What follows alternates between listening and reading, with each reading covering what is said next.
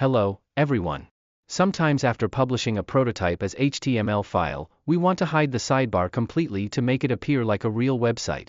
Here's how to achieve that. First, preview the prototype. You'll notice the URL that appears after the slash, which represents the path of the page. We can control this path to show or hide the sidebar. When you expand or hide the sidebar, you'll see the path change accordingly. If you hide the sidebar, it might still show an entry point when you hover over it with your mouse. To completely hide it, we can change the path to home.html since the name of the homepage for this project is home. Then, press enter to refresh the web page. You'll see that even when you hover over the area, the sidebar entry point will not appear.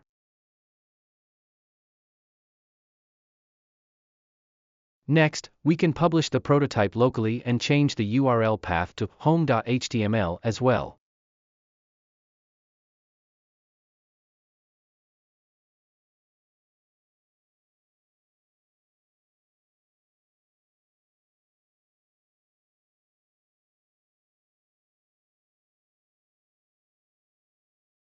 The same effect will be achieved.